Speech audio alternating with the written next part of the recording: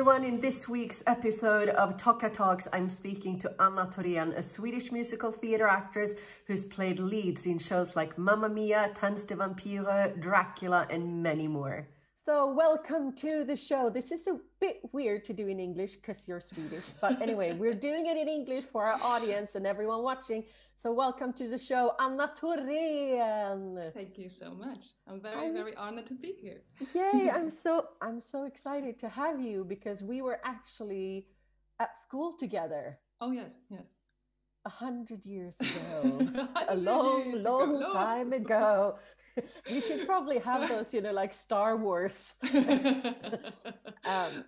rolling credits. A very long time ago. Yes, in before Gothenburg. musical was even invented. Yes, the pioneers. The pioneers of musical theatre. No, not really. But we were at the Ballettakademien in Gothenburg, Sweden together. And I think you were like... I was 1 year under you. Yeah. So below you. So I was, I graduated in 99. Yeah, I graduated in 98. Okay. Yeah. Whew. Ooh, that's a long time ago now. It is. Correct me if I'm wrong, but I believe that you ended up in Germany quite like directly after school. Yeah, I was at the Cabaret Lawrenceberg for 1.5 seasons. Yeah. And then I ended up in Germany very quick after that. Yeah. And how did you decide to start auditioning for Germany? How did that happen? I think also because in Sweden there was not so many auditions happening at all. You had like 3 a year, and then you were so nervous that you couldn't even sing on those auditions. And then I thought, let's go down to Germany because they had like 2 auditions in one day. I remember we went to Berlin to do the Hunchback and Jekyll and Hyde audition in one day. I'm like, how cool! And also, I was so much more relaxed because I didn't care so much. These people didn't know me. It was not the most important people in Sweden sitting there looking at me and me being so I think I could be more just go in and sing. Yeah. And I remember at least around that time the German production companies would also come to Sweden for auditions. They did, because I remember doing an audition for Hunchback in Stockholm, for example. I think I did that one and probably a few more in Sweden because they came here to look at people. Yeah, because musical were exploding in Germany and so many theaters, all the city theaters, they also realized, oh my God, when we do this instead of an opera once a year, we get the audience in. Right. And then they buy more tickets. So it was like something that really they understood how important musical is for the theater business in Germany. Yeah. So they had to import from all the countries because they had, I'm not sure I'm right about this, but I think they had one big education back then. And then there was stage school in Hamburg. And then after a while, they started with the universities in different cities. But they were so behind. They didn't have people enough. Yeah, but they still had these like huge productions. Yes. Because they did like all the big productions Les Mis, Phantom, like all those all those original shows. And I remember it was also a very good option for us from Sweden to go to Germany, to be able to be in these huge shows. Yeah. Because I mean, Swedes have always been on the West End, but it's always been, more difficult because obviously they're also way ahead of us when it comes to musical theater, and they have a really good musical theater education system and all that stuff. So Germany was like uncharted territory. And I mean, when we started out, it was like, I guess it was easier for us than maybe for a Swedish person coming to Germany now. I don't know, but the business has grown. Yeah, because and also now they have their schools and they understand what they have to do to get the people ready to work. Yeah. And back then, I mean, I came down, my first big show in Germany was Tanz de Vampire, I can't even say it again, Tanz de Vampire, Dance of the Vampires. And we were, of 25 in the cast, we were 5 Swedish people. Right. So that was a huge, and I had some German in school, but I didn't understand why I should learn German. English was important, and then you have to choose between French and German, and like, Okay, then German. So I didn't really pay attention. Well, that was good for you though, because I chose French and I can only say like super bad words and that's it. Like I know only the bad stuff in French, and I did it for 3 years, like no use at all. So, I mean, in hindsight, I wish I would have chosen German, you know, looking at where my career took me, because at least you would have had some sort of base understanding of German. So anyway, how did you do? I knew nothing when I got to Germany. Did you have your first job in Füssen? It was my first big job. Yeah, that was my first big job in Germany. And well, it was my first big job overall, and it was in Germany. And I didn't know anything. And I was, so I think, but you know, the thing with Ludwig was that it was more operatic. So I auditioned, I think, with it. I auditioned with Pamina in German. Wow. Yeah. So I auditioned with an opera aria in German. So that was fine. But, you know, it was down in the deep south of Germany. So it was Bavarian German, which is, for anyone who knows anything about German, that's weird. But, yeah, so if you learn some German in school, you're not going to recognize it when you get there. Yeah, so yeah, I don't know. But you learn pretty quickly, because in that cast, there were actually mostly German people. And it was a German production team and creative team, which meant that all rehearsals from the first day, everything was in German. So, you know, I was just like having to keep up. And so I think in about 3 months, my German was okay. Wow. You know, like to sort of get around in the store or do the stuff that I needed to do on stage. They gave me German, like, I wouldn't say German lessons, but just like pronunciation lessons. Oh, you had phonetics. Like, phonetics. Yeah. But that's pretty much it. And then I just learned from watching all the voiceover German TV and understanding anything at the beginning. It was horrible. It was like, I don't know if they still do that, but you know, you couldn't watch TV in Germany. They still do that. I don't get it. When like Tom Cruise speaks German in a very weird voice and you're like, why? But it's a very quick way to learn a new language. So that was But good. You also feel if you don't speak German, you cannot be in Germany, because also like in the South, I can imagine also when you went shopping and stuff, people didn't speak much English. No, I think they thought it was kind of cute with a young blonde Swedish girl trying. So they were very helpful. You also the stars of the show coming in. They're like, oh, sit here, sit here. Yeah. So they were very friendly, and I got a lot of help. So that was fun. But so your first job was at Tanz der Vampire. That was my first big job, yes. Yeah. And what, because you played Magda, or did you start out in the ensemble? Yeah, it's a long story getting there, because I remember I was in London and you went into Dress Circle. Was it called Dress Circle? This store that everyone went to. Yeah. And you could buy merchandise and you could buy CDs and everything. Yeah. And it was like, if you go to London, you have to go there as a musical artist. I don't know if it still exists though. I don't know either. No. I think so. I hope so.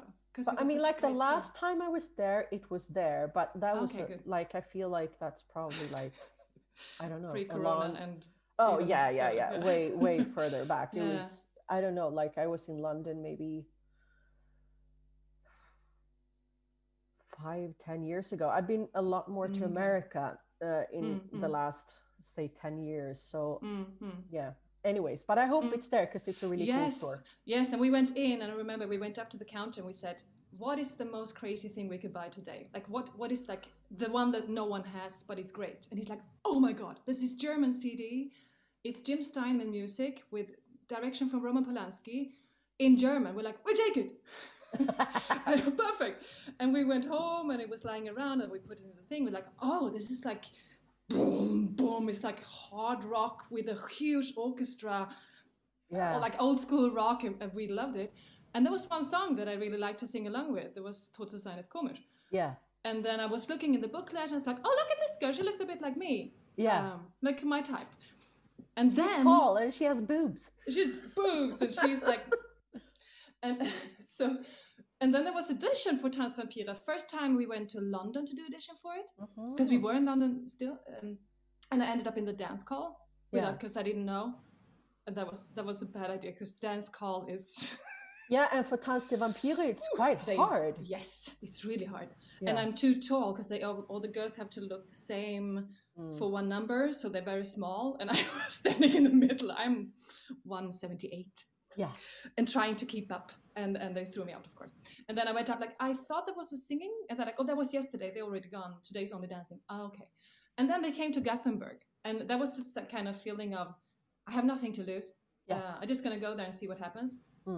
And I was, now I look back and it's really embarrassing because I thought, okay, sexy, what can I do? Touch me, I want to be daddy.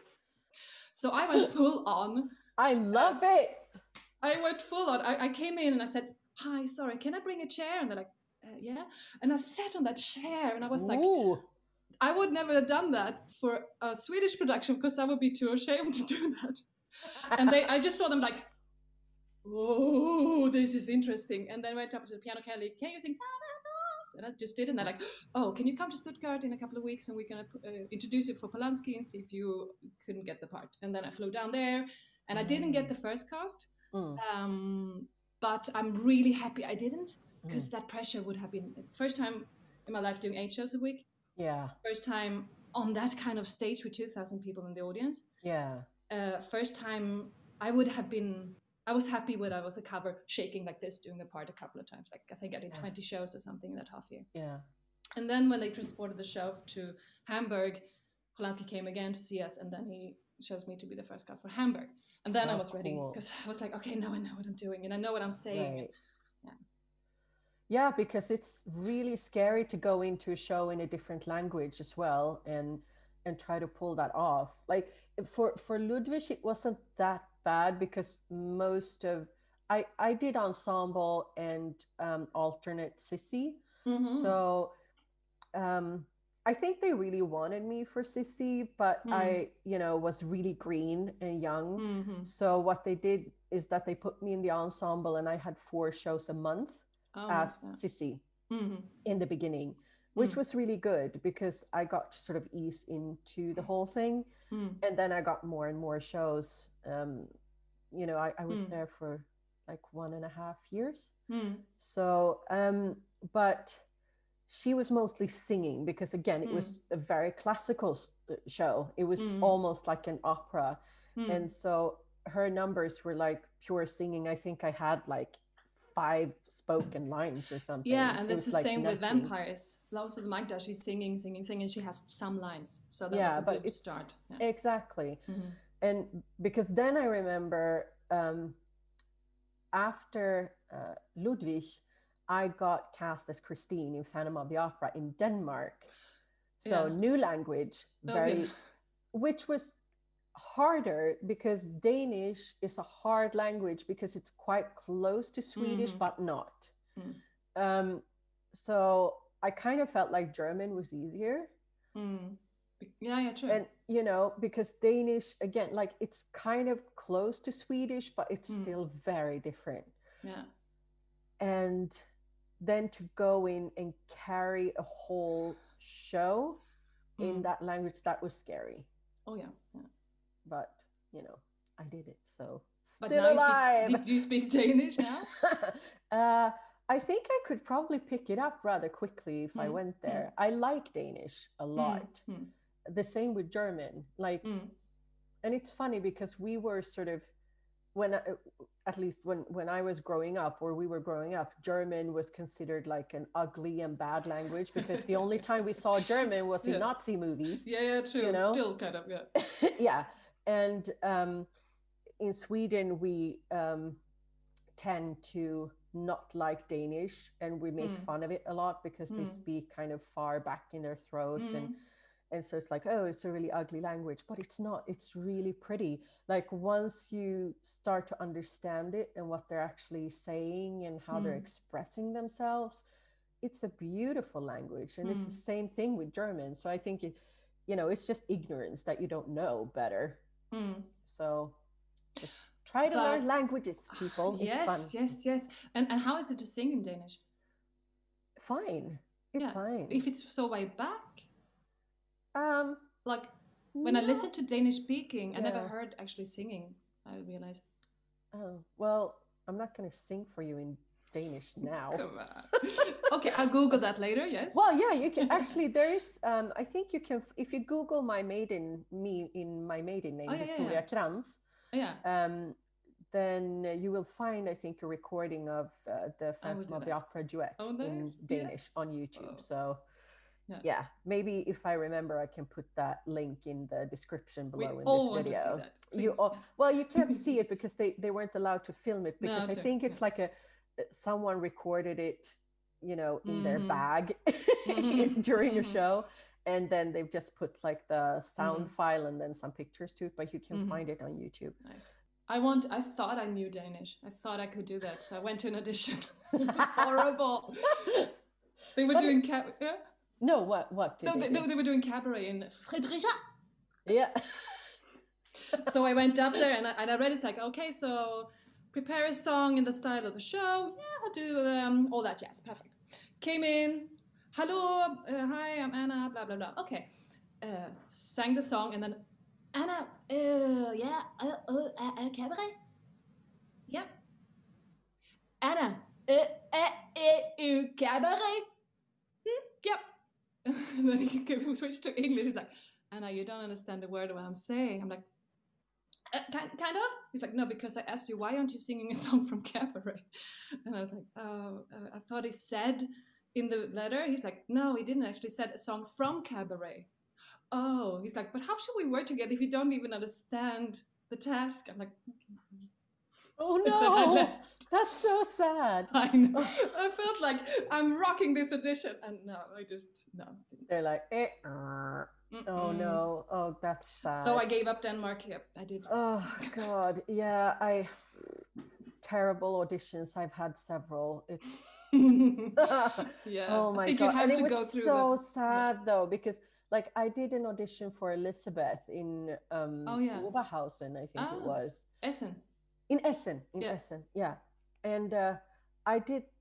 You would have been brilliant for that. Yeah. I my first audition went really well, and I got called back for Elizabeth. Yeah.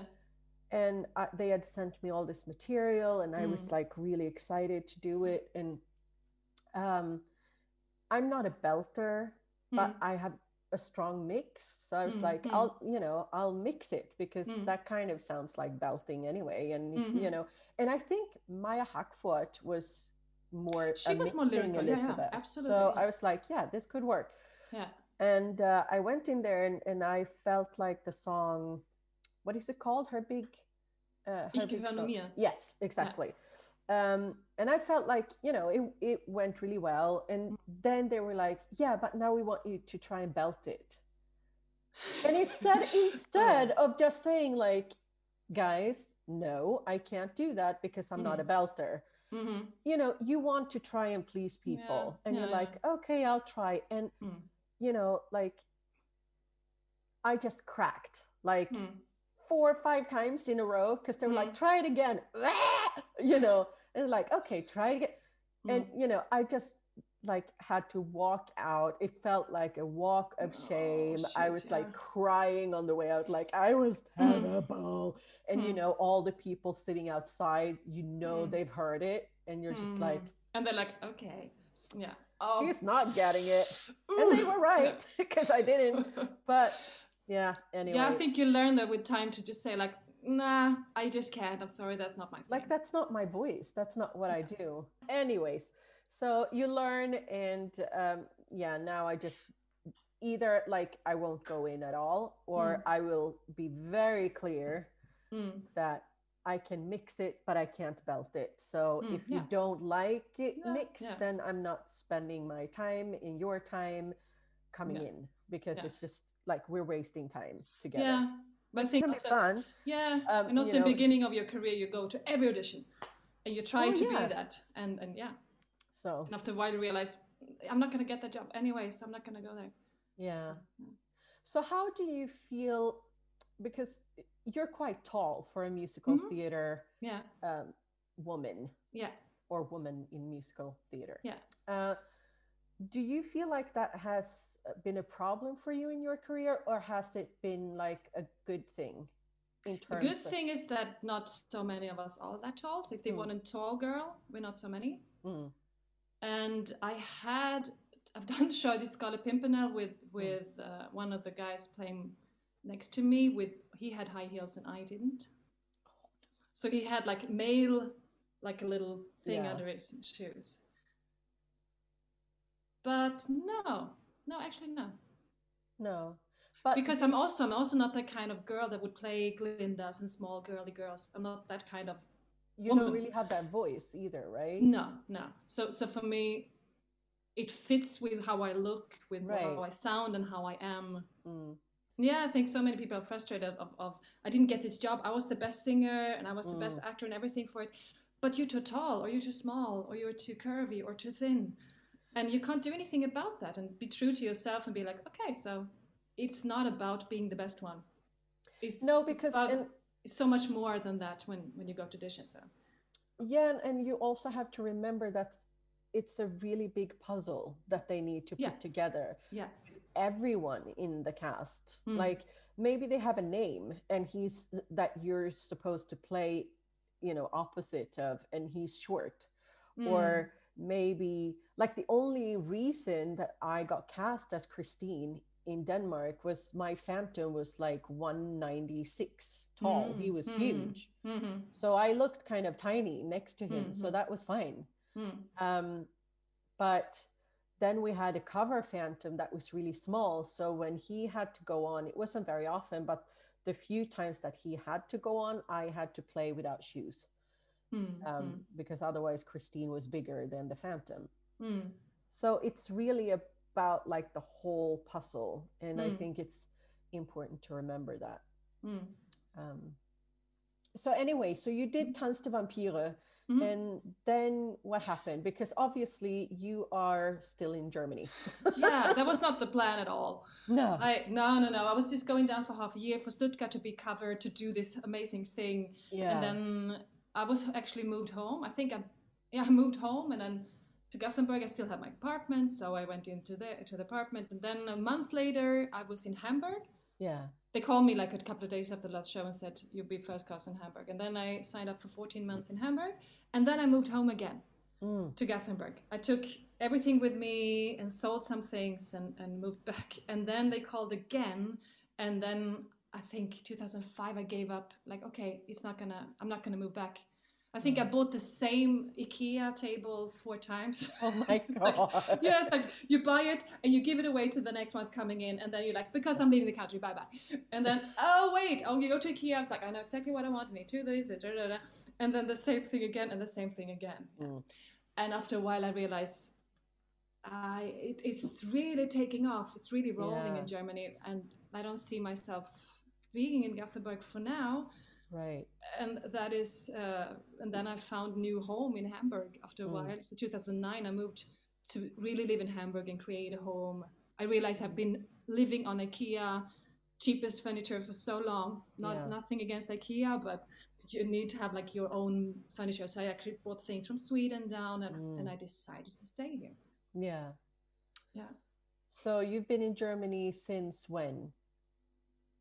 2003. Yeah.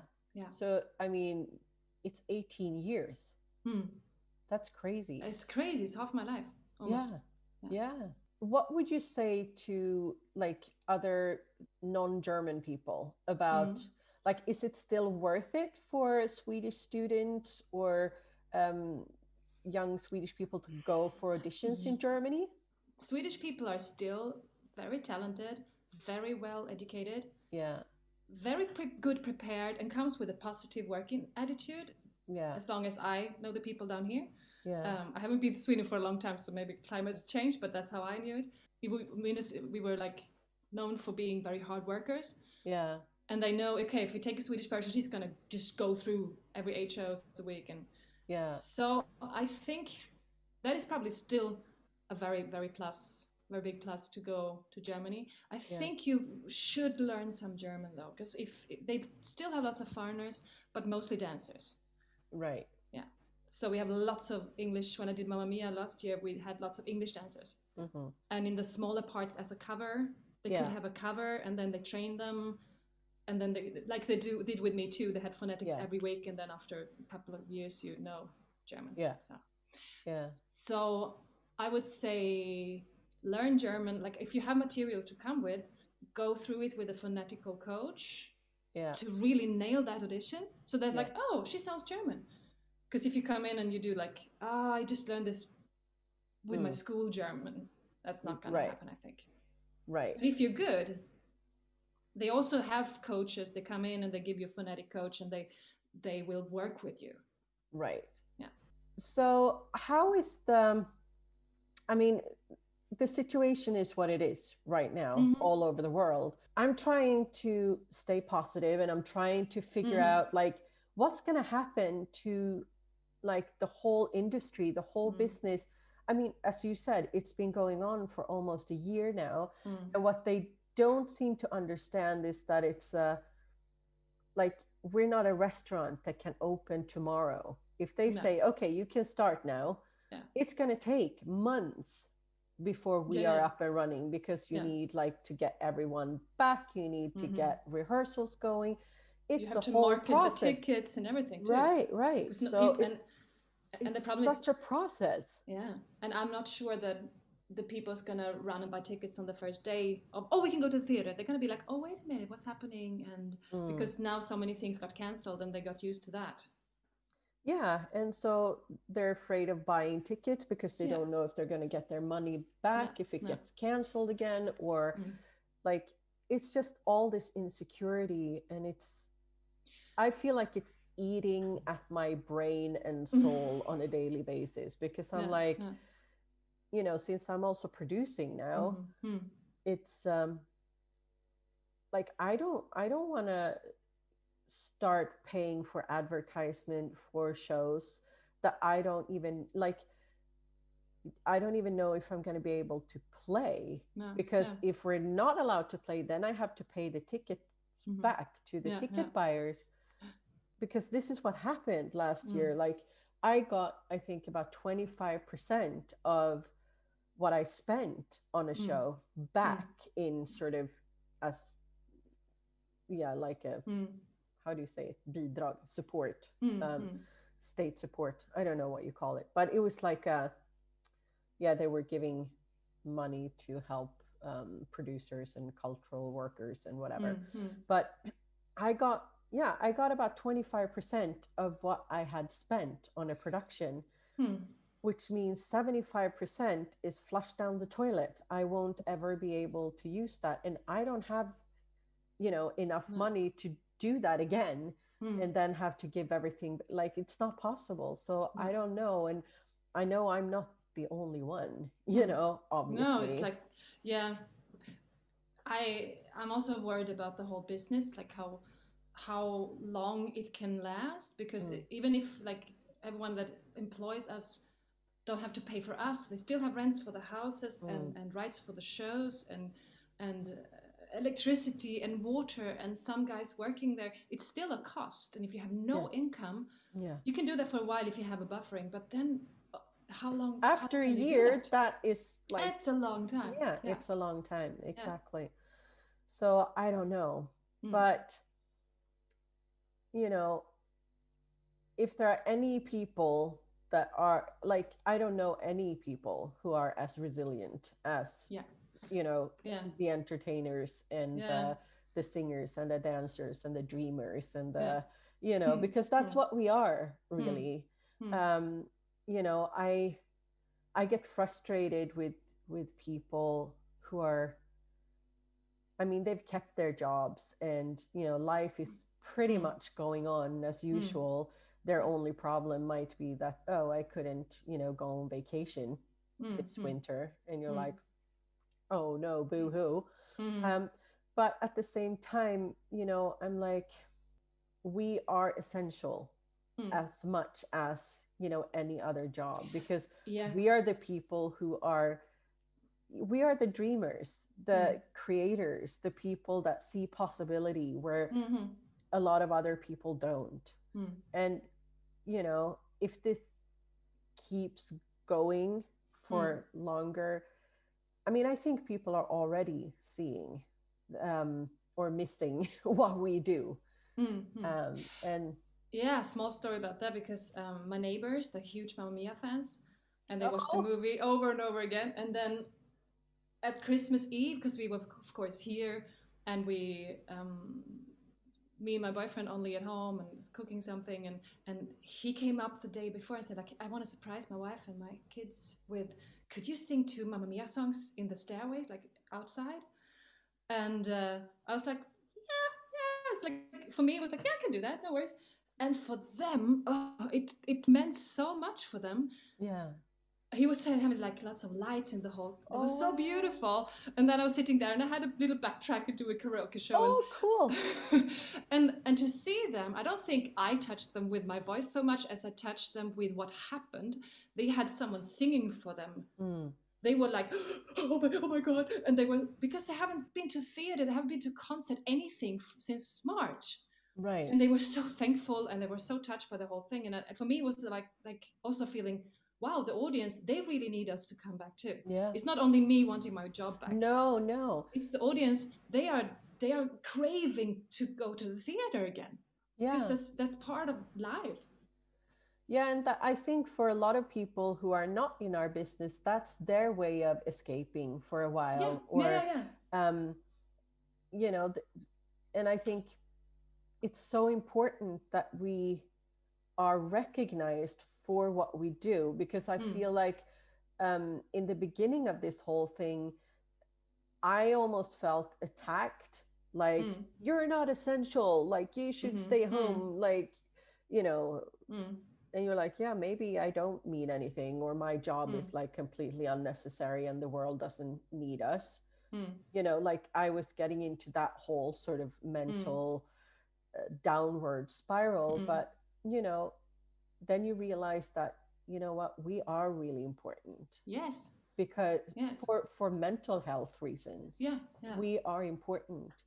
And again, it's like you said, it's not about us being applauded or being on stage. It's about the exchange of energy that happens in a live theater or in a live concert. And you can't replace that with digital stuff. You just can't. No. So whatever happens, we are gonna come back to live performances, because humans have been doing that since the dawn of time. And so in one shape, way, form or another, we are going to come back. So I think it's just important to remember that and try to hang in there for as long as necessary. And I think also, as soon as everything is over, people are going to be like going to the theaters a lot. I'm going to go to the cinemas and I'm going to go to concerts and everything I can. Because I'm craving that right now. And I think lots of people are. Yeah. So do you have projects lined up already? You said you were employed yes. Yeah. At the start of this thing. Like, what does things look like for you right now? I was in rehearsals for Next to Normal. I'm going to do Diana in Kassel, on the Stadttheater. And we had to stop. We were in the second act. Oh. They just came in one day and said, sorry, lockdown from tomorrow, so you have to go home. And we are waiting to continue that. And we are waiting to know when we can open the show and stuff. So what I'm doing is trying to keep in shape to do that part, because it's a lot. So I'm trying to sing the whole show twice a week and sing every day and go through the lyrics, because it's like fading. It's like, because it's not there. And when you're in this very intense rehearsal process, you're so into it, you live with it, you go to bed and you read a book, you read an article about bipolar, and then all of a sudden you're back at home being like, oh, and I could do nothing, and I will regret that. If they say like, oh, you can start next week, that's not going to happen. So I'm trying to keep that happening and what I do also is because I started teaching really, really seriously a couple of years ago nice. on the side. So I do teach singing and interpretation in 2 different academies here in the town and also privately. Good. And now it's perfect because people are sitting at home and they want to learn and they're using the time to learn. Yeah. So I do Zoom teaching. Right, which works really perfectly. I do some coaching as well. So yeah. It works so much better than I thought, because I was really in the beginning like, oh, that's not, I don't know, can I see everything? Can I hear everything? It works really good, actually. So yeah. Well, that's nice. Yeah. So, but how do you do that then? Do they have like backing tracks that they sing to? Okay. Yeah, we have in the education, we also have a pianist that recorded backing track, and then they sing to that. Oh, okay. Well, that's fantastic. Yeah, and it's good good is that I don't have to concentrate about playing piano, so I can just sit and really listen. That's even better. Yeah. Than being this and trying to focus on 2 things at the same time. So. Yeah, exactly. But that's really interesting also with the teaching. Do you think like in the future you would like to direct musical or like produce yourself, or like how do you see your future? I see more of both, I think, because I don't want to give up being on stage, because I like that. I like this communication with the audience that you have, you know, that feeling, that energy. And but I love teaching a lot too, because it's a total different thing. It's like this you try out things with people, and it's more like playful, and not like you have to perform now, this is the show and it's running and you're like holding on to that train that is just going through the numbers. And so I like the balance of having both. If I can do that in the future, I will be very happy. So how do you feel about like growing older in this business? I mean, like I feel like what do you mean? I'm not getting older. No, me neither. No, but I the thing is that I feel like there is a lot of new shows coming out and new material coming out, which is actually you know, written because, okay, so let me rephrase this. What I felt when we started out, like say musical theater 20 years ago, it was a lot of like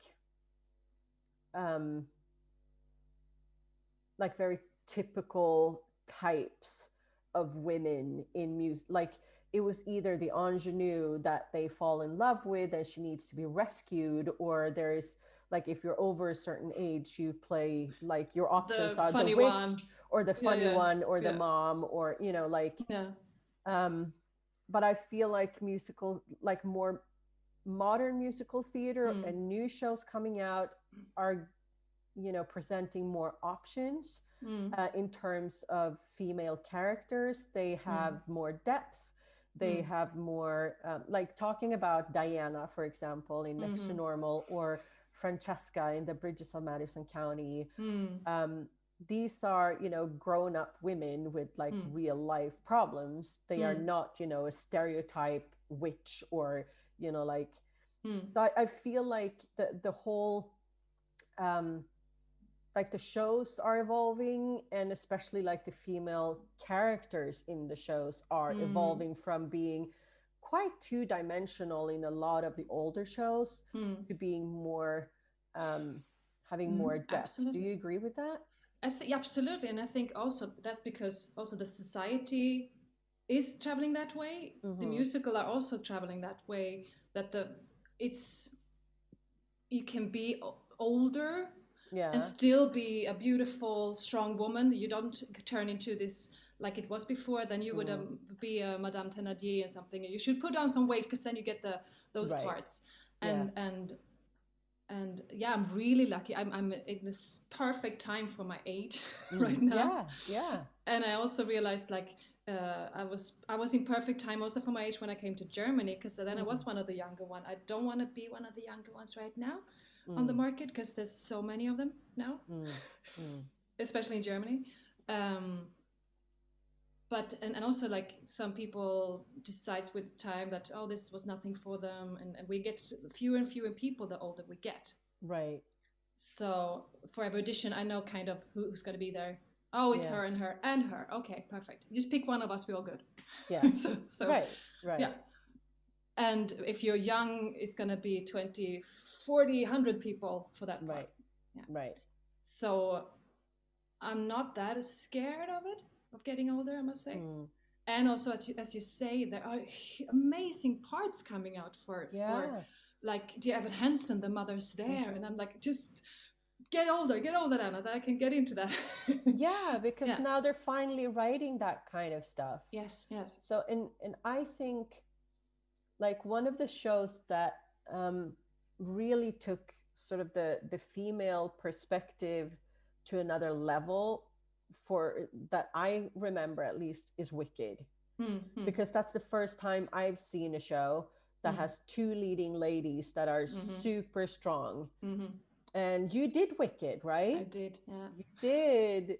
So every belter's dream role, Elphaba. What was that like? It was something I can never top, I think. Because it was amazing. The show is it has everything in, and in that part too. What I love about the part is also you go on stage, and then you are on stage the whole show. If you come backstage, there's one girl painting, if you got sweat, that's repainting a little bit of green, and you get some water, and then you just like get new clothes or something, and then you go on, so you can stay in the character kind of the whole show. Yeah. And I had experiences, this sounds crazy probably, but I had experience back then that I was like zooming out and let her take over. Just use Anna's voice and body and do the part. And I was just like eating popcorn, watching myself do it. Yeah. Because it was so intense. And instead of having a part, you go in, you do a song, and then you go to continue. You're like, how was the party yesterday? Yeah, I didn't go. And then you go on stage again, and you break that energy. Yeah. So that was extremely exhausting. Yeah. But when I learned how to, it took me some shows to understand how to do the show. Because I remember the first run through we had up on the rehearsal stage. Afterwards, I was sitting crying in a corner, being like, just don't talk with me. I just can't. Yeah. Like, because I was so drained. And then my chef came up to me and said, like, you do know you have to do double shows some days? Yeah. And I was like, oh God, this is never going to happen. But then you learn that, and then you learn how to like pace yourself, and okay, when can I save a bit, when not being like this the whole time. But I remember the first show I did, because you're running out, you stand there with your like waiting for that part when you're going to run out through this whole opening. Yeah. And you're on stage. And I said like, no, because as soon as you run in there, there's no stop until the end of the show. Yeah. It's just like one mountain after one mountain. But then, so my first show was kind of like, oh God, I can't believe I'm doing this. Totally. It's like a roller coaster experience. Yes. You know, like you're getting to the top, and now there's no turning back. No, you just hang on to that train, and it's going to be like boom, boom, boom, boom, boom, boom, boom. Yeah. And you can't let go. So you just have to go and go and go and go. And then, but I learned so much through those first shows, also being like, okay, I can actually do this. Okay, calm down, Anna. It's going to happen. Yeah. And then I started really enjoy it until the day I was sitting eating popcorn, letting Elphaba do her thing in my body on stage. Yeah. And it's such an important show also for being a woman, being different, feeling that no one understands you. I think the audience, everyone can connect with that, because we've all been teenagers, feeling, oh, I don't belong here, no one likes me. And oh, do you remember that? Just when we were in the Ballettakademien? Oh, this is a Viktoria Anna story. What do I remember? I'm scared now. What did I do? No, this is a very, very good memory I have. Oh. I was in the second year, and you were in the third year. Uh-huh. And I felt like, because I was one of the younger one I was not the youngest one, but everyone was a bit older, and they were more like, I'm doing this. And I felt like, I don't understand. I'm not going to be working with this, because everyone is so much better than me. I cannot do this. I am And then I was sitting in the canteen. I think I was even crying, like embarrassing now. And you came up to me, and you said, "Stop! You cannot cry in the canteen. Come with me." And you took me on the train, and we went to Olskroken, where you had your apartment. Yeah. And you made pancakes for me. Oh, I'm a good person. You are a good person. And then you made pancakes for me, and told me, like, "Come on, you cannot give up now. First of all, this is in the second year." And it was I remember that kitchen very clear. This is over 20 years ago, but it was a very, like, someone, I don't know if you believed in me, but you made me believe in me myself. Oh, yeah. Well, you're welcome. Thank you. No, I don't really remember this, but because you did it so many times, probably. Yeah. Pancakes for everyone. Pancakes for everybody. But I do remember that apartment. It was a really nice little one-room apartment. Yes, there. I liked it, actually. Yeah. No, but what were your experience of the ballet? Okay, well, no, my experience of the school was that it was quite competitive, and I don't know if it was me being competitive. Like in my head, do you know what I mean? Like maybe it wasn't as competitive as I felt it was. Because I'm a competitive person, and I was way worse in my 20s. So like what I've had to learn over the years is that this is a marathon and not, like a sprint. So it doesn't matter who gets the first job or who gets the best job first, because there are going to be so many jobs and so many parts, and like you can't have the lead every time, or you can't, like there and for me that took a while to learn. And I think for me the school was it was a stressful environment, and especially coming into the third year when everyone is talking about like auditions and they're like wanting their first jobs and who gets the first, like who gets the first job, and then being like again, like having this sort of competitive mentality. I mean, I was really good at sports when I was younger, and so I have that competitive streak in me. So that's something that I've really had to work on over the years, that remember, it's not a competition, like you said, if the further along you come, the older you get, people leave the business. There might not be as many, it's more competitive in the beginning probably when you're younger, but after a while you're like settling into another kind of rhythm. And I think for me that took a while, but I'm really glad that I'm there now. You know what I mean? But there were people at school that were probably way more mature than me at that time, and so I'm just glad to hear that I took care of you and helped you out when you weren't feeling good. And it's also taught me, like now when I'm teaching, also to think in the education, and of course they have doubt, and because they think like everyone else is learning so fast and I'm not. I'm like, it's all a process. And also you don't learn anything in 3 years and then you don't learn anymore. No, it's education is the start of it. You need it as a base, and then you build on that. I mean, I really learned to sing through Gillian Case in London when I was in Germany. It's like, oh, okay, so you like you build on that, and you build on, on. So don't be scared if you can't do everything, especially in the second year, the first year, and the third year even. Like you don't have to be finished. This is my product in the end of the education. No, but I think that's what we felt, or a lot of us felt. Yes. If I'm not finished, I can never work, and it's going to be over. Right. It's going to be a disaster, you know.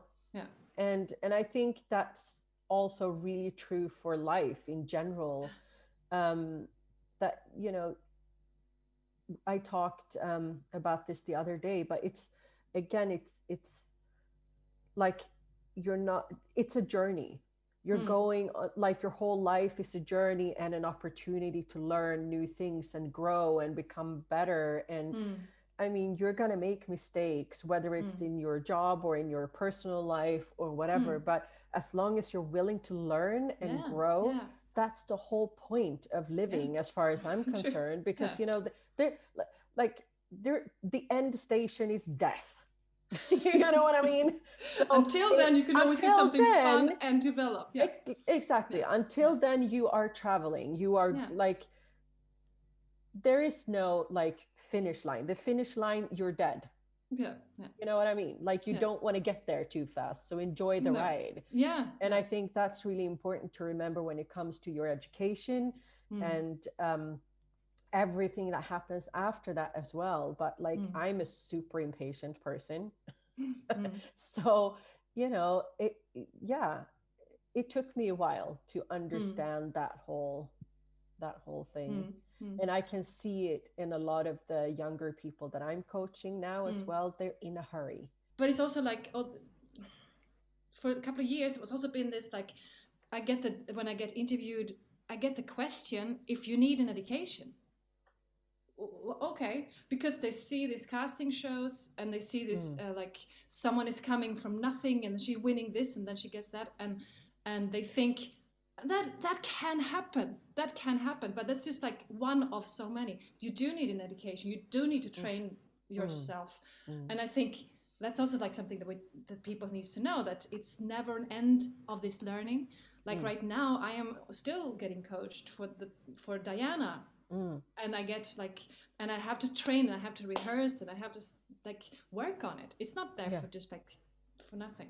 But it is a hard work. Yeah. And I think in the education you learn the tools how to do this, because it was very intense those 3 years too. Yeah. And then you have to do it yourself. And you have to call to have lessons and you dance classes and everything. No one's going to do it for you. So. No. Like, you never know how you're going to impact someone else as a teacher or as a coach or as a colleague or a friend. So that's another thing, like, remember to be kind, because I think everyone in this business, we're selling our like part of ourselves, you know, like we're putting ourselves out there, and it's really scary for everybody. And I think that's another thing you have to remember, be kind, because people are going through a lot of stress. It's not a competition at all. You can't compete with anyone else than yourself. You can always be the best version of yourself. That means as an artist and as a person. And then you can get far. If you think that person is so much better, I don't know how many times I went to audition being like, oh, she's here. Damn it, I'm never going to get it. And then they chose me. I'm like, what? But she's, I don't get it. And then there was something, another quality they were looking for. You are enough. Just go in and do your thing. If they pick you, they pick you. If they don't, it doesn't have anything to do with which dress you wore that day. You know what I mean? It doesn't matter if your dress was green or yellow or blue. Like, that has nothing to do whether you're going to get the job or not. I think also, like, if you go there and you feel pretty that day because you're having your pretty clothes on, you feel like, I'm owning this.